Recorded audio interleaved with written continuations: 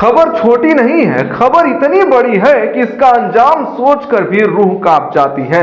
मामला है 3000 form number 7 का। दो गाड़ियां रफ्तार में थीं, शायद लोकतंत्र को कुचलने की जल्दी थी, लेकिन बंगाल के खतरा इलाके में, जिसे अब मैं बीजेपी के लिए खतरा कहूंगा, वहां स्थानीय लोगों और पुलिस ने इन गाड़ियों को घेर लिया। अंदर क्या मिला? नोटों की गड्डियां नहीं, उससे भी ज्यादा खतरनाक चीज मिली। 3000, पूरे 3000 फॉर्म 7। अब जो लोग राजनीति की एबीसीडी नहीं जानते, उन्हें बता दूं कि चुनाव आयोग की भाषा में फॉर्म 7 का मतलब होता है किसी का नाम वोटर लिस्ट से कटवाना, यानी ये निपटाने का सामान है किसी के मताधिकार के लिए। जरा गणित लगाइए, एक आम आदमी, एक आम कार्यकर्ता के पास 3000 लोगों के नाम काटने के फॉर्म क्या कर रहे थे? क्या वो 3000 लोग एक साथ मर गए थे? क्या वो 3000 लोग एक साथ गांव छोड़कर भाग गए थे? नहीं, ये वोट की चोट नहीं, ये वोट के खात्मे की तैयारी थी। लेकिन बंगाल में खेल हो गया। ममता बनर्जी की पुलिस, जिसे अक्सर दीदी की पुलिस कहकर ताना मारा जाता है, उसने इन दो गाड़ियों को धर दबोचा। बांकुड़ा जिले के खतरा इलाके में गाड़ियां पकड़ी गईं और अब थाने के अंदर जो नजारा है वो देखने लायक है। जो कार्यकर्ता कथित तौर पर कल तक चुनाव आयोग की शह पर शेर बने घूम रहे थे, वो पुलिस की हिरासत में तोते की तरह बोल रहे हैं। सब उगल रहे हैं किसकी शह थी, किसका ऑर्डर था और ये 3000 फॉर्म कहां जमा होने वाले थे। सोचिए, एक बीएलओ का नियम है कि वो दिन में सीमित यानी लिमिटेड फॉर्म जमा कर सकता है, लेकिन यहां तो थोक के भाव में होलसेल में वोट काटने की सुपारी ली जा रही थी। ये 3000 फॉर्म किसके थे? क्या ये वो लोग थे जो मर चुके हैं? क्या ये वो लोग थे जो अभी जिंदा हैं लेकिन सत्ता को पसंद नहीं है? लेकिन ठहरिए, पिक्चर अभी बाकी है, यह तो सिर्फ ट्रेलर था। बंगाल की मुख्यमंत्री ममता बनर्जी ने जो खुलासा किया है, अगर उसमें रत्ती भर भी सच्चाई है तो इस देश के रक्षा मंत्री और गृह मंत्री को आज रात नींद नहीं आएगी। ममता बनर्जी ने कोई छोटा मोटा आरोप नहीं लगाया है, उन्होंने सीधा हाथ डाला है उस संस्थान पर जिसकी हम कसम खाते हैं, भारतीय सेना। ममता बनर्जी ने अपने प्रेस कॉन्फ्रेंस में साफ शब्दों में कहा, और मैं उन्हें कोट कर रहा हूं, ध्यान से सुनिएगा। मुझे जानकारी मिली है कि फोर्ट विलियम, सेना का पूर्वी कमांड मुख्यालय है, उसमें एक कमांडेंट रैंक का अफसर बैठा है। वो वहां बैठकर बीजेपी के कार्यकर्ता की तरह काम कर रहा है। वो बीजेपी को समर्थन देने के लिए एसआईआर के डेटा के साथ खेल कर रहा है। मैं हाथ जोड़कर विनती करती हूं, बाज आ जाइए। देश की सेना का सम्मान है, उसे अपनी गंदी राजनीति में मत घसीटिए। ये आरोप साधारण नहीं है। फोर्ट विलियम अंग्रेजों के जमाने का किला, जहां आज हमारी फौज बैठती है। क्या आप चुनाव जीतने के लिए फौज के अफसरों का इस्तेमाल होगा? क्या बैरक में बैठकर तय होगा कि बूथ पर कौन वोट डालेगा?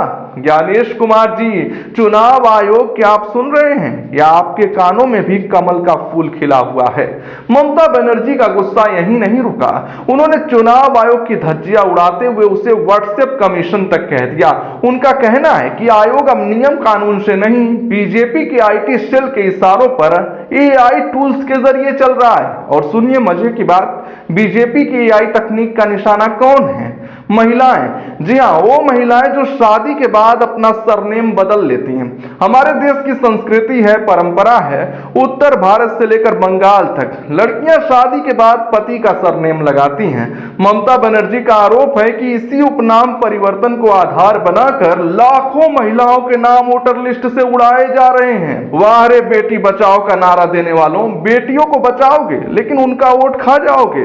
ममता बनर्जी ने साफ कहा, ये माइक्रो ऑब्जर्वर्स कौन हैं? ये बीजेपी के कैडर हैं जिन्हें आयोग ने पर्यवेक्षक बना दिया है। ये नीचे नोट में लिख देते हैं नॉट फाउंड, यानी मतदाता नहीं मिला, और ऊपर बैठा अधिकारी उस नाम को डिलीट कर देता है बिना जांच के और बिना सुनवाई के। जरा सोचिए इस खेल की बारीकी को। महाराष्ट्र में चुनाव हुए, वहां रातों रात लाखों वोट बढ़ गए। हरियाणा में चुनाव हुए, वहां भी वोटों की बारिश हो गई। लेकिन बंगाल में खेल उल्टा है। यहां वोट बढ़ाने नहीं, घटाने हैं, क्योंकि यहां सामने ममता बनर्जी खड़ी हैं जिन्हें हराना ईवीएम के बस की बात नहीं लग रही है। तो अब वोटर लिस्ट को ही हथियार बना लिया गया है। आपको बिहार याद है, अभी कुछ महीने पहले बिहार में भी यही खेल हुआ था। वहां शोर मचा था, घुसपैठिए हैं। चुनाव आयोग ने जांच की, सुप्रीम कोर्ट तक मामला गया और नतीजा क्या निकला? शून्य। एक भी घुसपैठिया नहीं मिला। तो फिर वो लाखों नाम जो बिहार में काटे गए वो कौन थे? वो मेरे और आपके जैसे आम लोग थे जो शायद सत्ताधारी पार्टी को वोट नहीं देते। एक वरिष्ठ पत्रकार अशोक वानखेड़े ने तो यहां तक चुनौती दे दी कि उनका खुद का नाम 2024 में काट दिया गया, कोई बीएलओ घर नहीं आया, कोई सत्यापन नहीं हुआ और नाम गायब। क्या अब यही बिहार मॉडल बंगाल में लागू करने की तैयारी है? 3000 फॉर्म पकड़े जाना कोई इत्तेफाक नहीं है, एक सिंडिकेट है। ममता बनर्जी ने एक और तकनीकी पेच फंसाया है जिस पर आपका ध्यान जाना जरूरी है। उन्होंने कहा बीएलए यानी बूथ लेवल एजेंट को हियरिंग में बैठने नहीं दिया जा रहा। क्यों भाई? जब किसी वोटर का नाम संदिग्ध मानकर उसे नोटिस भेजा जाता है और सुनवाई होती है तो वहां राजनीतिक दलों के एजेंट का होना जरूरी है। लेकिन चुनाव आयोग कह रहा है ना मुन्ना ना, हम तुम्हें घुसने नहीं देंगे। क्यों? क्या डर है? क्या डर है कि अगर एजेंट बैठ गए तो पोल खुल जाएगी कि जिसे आप बांग्लादेशी बता रहे हैं वो तो पिछले 50 साल से यहीं पर रह रहा है, जिसे आप मरा बता रहे हैं वो सामने खड़ा होकर सांस ले रहा है। ये जो खेल चल रहा है इसे डिजिटल धांधली कहते हैं। पहले बूथ कैप्चरिंग होती थी, लठैत आते थे, पेटी उठाकर ले जाते थे, वो दिखाई देता था ये नया भारत है, यहाँ बूथ कैप्चर नहीं होता, यहाँ सीधा वोटर लिस्ट ही हाईजेक हो जाती है। कर्नाटक का तो आपने देखा ही, कंप्यूटर पर एक बटन दबता है, डिलीट, और आपका अस्तित्व खत्म हो जाता है। और सबसे शर्मनाक बात पता है क्या है? जब एक मुख्यमंत्री एक संवैधानिक पद पर बैठा व्यक्ति खुलेआम कह रहा है कि फौज के बेस का इस्तेमाल राजनीति के लिए हो रहा है तो गोदी मीडिया खामोश है। वो आपको ये नहीं दिखाएंगे, वो आपको दिखाएंगे कि पाकिस्तान में क्या हो रहा है या किसी बाबा के दरबार में क्या चमत्कार हो रहा है। लेकिन 3000 फॉर्म जो पकड़े गए हैं वो चीख चीख कर गवाही दे रहे हैं। इन फॉर्मों में उन लोगों के नाम है जो शायद कल सरकार बदल सकते थे। इन फॉर्मों में उस लोकतंत्र की आखिरी सांसें हैं जिसे आईसीयू में भी ऑक्सीजन नहीं मिल रही है। ममता बनर्जी की चेतावनी बहुत साफ है। उन्होंने कहा अगर आयोग बीजेपी की कठपुतली बनकर काम करेगा तो हम इसे बर्दाश्त नहीं करेंगे, हम सड़कों पर उतरेंगे। और ये सिर्फ ममता बनाम मोदी की लड़ाई नहीं है, ये लड़ाई आपके उस अधिकार की है जिसके लिए क्रांतिकारियों ने कुर्बानी दी।